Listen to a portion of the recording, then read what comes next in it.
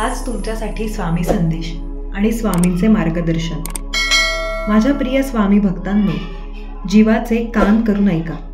काही सत्य गोष्टी तुम्हाला प्रेमाने समजावत आहे। आयुष्यात खूप दूरच पाहण्याच्या नादात चांगल्या गोष्टी या जवळून निघून जातात। त्यामुळे जे तुमच्या जवळ आहे ते प्रेमाने जपा, मग ती माणसं असोत किंवा वस्तू। आणि संघर्ष करायला कधीच घाबरू नकोस, कारण तुझा आजचा संघर्ष तुझ्या उद्याच्या दिवसांना सुवर्ण क्षणात बदलणार आहे। श्री स्वामी समर्थ। जय जय स्वामी समर्थ। नमस्कार स्वामी भक्तांनो, तुम्हा सर्वांचे मनापासून स्वागत आहे आपल्या SC मराठी या चॅनलमध्ये। आणि त्याचबरोबर आपल्या या चॅनलला तुमच्या मिळत असलेल्या प्रेमाबद्दल आणि विश्वासाबद्दल तुम्हा सर्वांचे मी मनापासून खूप खूप आभार मानते।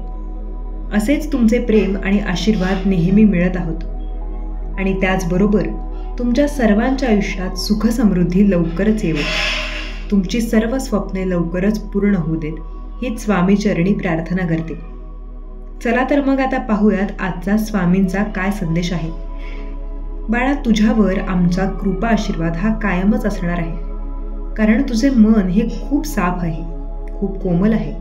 तुम्ही स्वभावाने आणि मनाने देखील खूप शांत आहात। तुमच्या मनात कधीच इतरांच्या वाईटाविषयी विचार देखील येत नाही।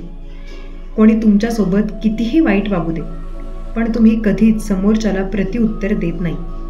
तुमचा होणारा अपमान हा तुम्ही गप्प बसून सहन करत असता आणि एकांतात बसून रडत असता। तुम्हाला होणारा हा त्रास तुम्ही कोणालाच सांगत नाही, फक्त तुमच्या आतल्या आतच तुम्ही तुमचा तो अपमान आठवून रडत बसता। कधीच कोणाविषयी सुद्धा तुम्ही तक्रार करत नाही। तुमच्या या स्वभावाचा खूप जण गैरफायदा देखील घेतात। तुम्हाला कोणीच कधी विचारत देखील नाही। तुमचे मत देखील कधीच कोणी विचारात घेत नाही। तुम्ही कोणत्या गोष्टीचा हट्ट केलाच नाही। जे मिळेल जसे मिळेल त्यातच तुम्ही आनंदी राहत असता, समाधानी राहत असता। तुमच्या या स्वभावाची चेष्टा तुमचे जवळचे लोक नेहमी करत असतात। तुमच्या या स्वभावाचा तुम्हाला देखील काही वेळेस खूप त्रास होत असतो। कितीतरी गोष्टी या तुमच्या मनाविरुद्ध घडत असतात। कितीतरी गोष्टी करणे हे तुमच्यावर जबरदस्तीने लादले देखील जात असते, पण तुम्ही मात्र कोणतीही तक्रार न करता त्या गोष्टींचा स्वीकार करत असता। या सर्व कारणांमुळे तुमचे मन खूप दुःखी होत असते, पण तुमचे ते दुःख तुम्ही कोणाला दाखवत देखील नाही। नेहमी चेहऱ्यावर हसू आणता, तुमचे दुःख तुम्ही लपवत असता। पण बाळा, तुला जरी वाटत असले की तुमच्या डोळ्यातील अश्रू तुम्ही सर्वांपासून लपवत असता, पण आम्हाला तुमचे दुःख, तुमच्या डोळ्यांतील ते अश्रू दिसतात। आमच्यापासून कोणतीही गोष्ट ही लपू शकत नाही। बाळा, तू काळजी करू नकोस। तुझ्यासारख्या निस्वार्थी मनाच्या व्यक्तीवर आम्ही कधीच अन्याय होऊ देणार नाही। आमचा आशीर्वाद नेहमी तुझ्यावर असतो। तुझे स्थान हे आमच्या हृदयाजवळ आहे।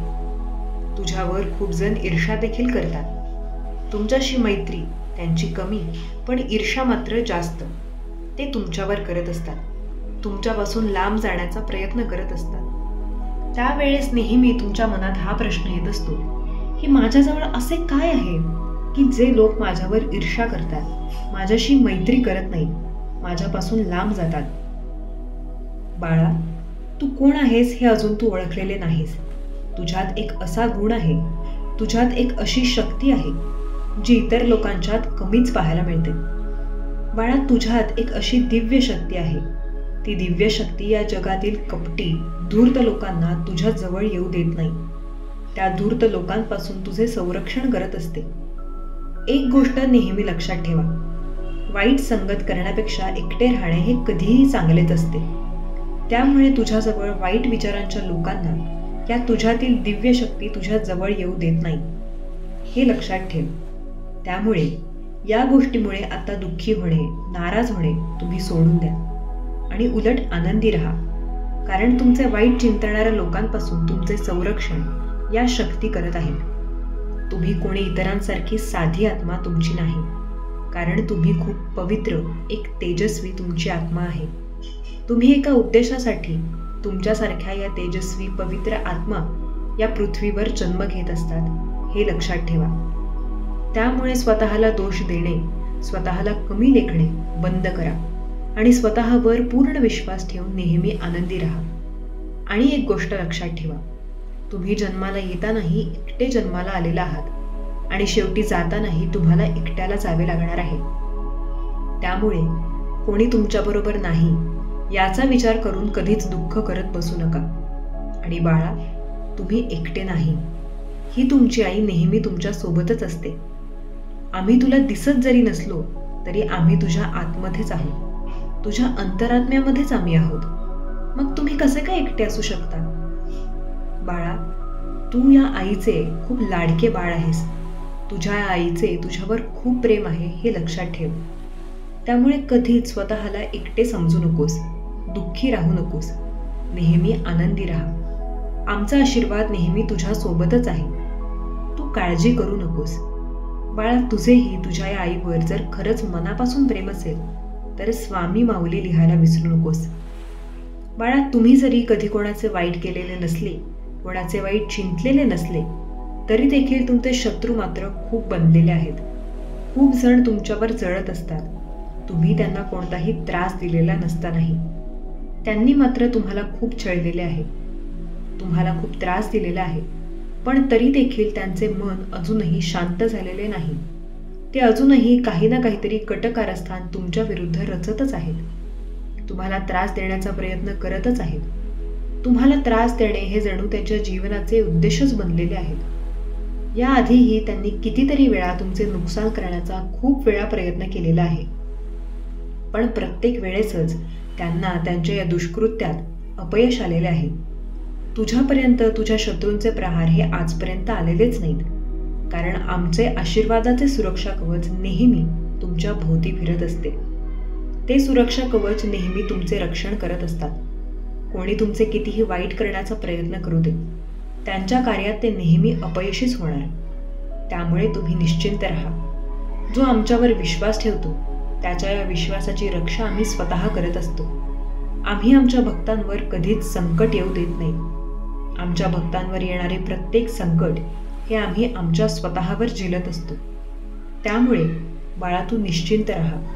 तू आमचं बाळ आहेस, ही गोष्ट मात्र नेहमी लक्षात ठेव. त्यामुळे घाबरून जगणे तुम्हाला शोभत नाही. तुमच्या भीतीच्या डोळ्यात डोळे घालून ज्या वेळेस तुम्ही पाहाल तेव्हाच तुमची ती भीती कायमची दूर होऊन जाईल. अन्याय कधीच कोणाचाही सहन करू नका. अन्यायाचा प्रतिकार करा. स्वतःसाठी लढा. स्वतःच्या हक्कांसाठी लढा. तुमच्या या लढाईत आम्ही नेहमी तुमच्या सोबतच आहोत हे लक्षात ठेवा.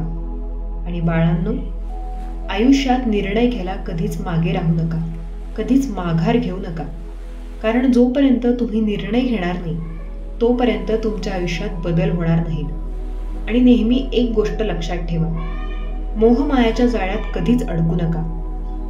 कारण खरी परिस्थिती ही असते की कोणीच कोणाचे नसते. शेवटी जाताना सगळे इथेच सोडून द्यायचे असते. त्यामुळे या मोहमायेत अडकून राहू नका. खंबीर बना, धाडसी बना.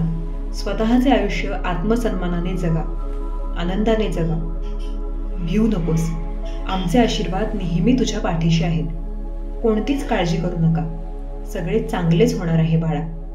तुझा आमच्यावर जर खरंच विश्वास असेल तर श्री स्वामी समर्थ लिहायला विसरू नकोस. तुझे कल्याण होईल. स्वामी भक्तांनो, तुम्हाला जर आजचा हा संदेश आवडला असेल तर या संदेशाला लाईक आणि कमेंट करायला विसरू नका. तसेच हा संदेश शेअर करायला देखील विसरू नका. कारण तुमच्या एका शेअरमुळे कोणाच्या तरी आयुष्यात थोडी जरी आनंदाची उमेद निर्माण झाली तर याच्या आशीर्वादाचे फळ तुम्हाला नक्कीच मिळेल. त्यामुळे असेच स्वामींचे संदेश दररोज ऐकण्यासाठी स्वामींच्या SC मराठी या चॅनलला नक्की सबस्क्राईब करा आणि बेल आयकॉन दाबा. त्यामुळे नवीन व्हिडिओचे नोटिफिकेशन लवकरात लवकर तुमच्यापर्यंत पोहोचेल. चला तर मग सर्वांनी आनंदी राहा. आपली आणि इतरांचीही काळजी घ्या. श्री स्वामी समर्थ. जय जय स्वामी समर्थ.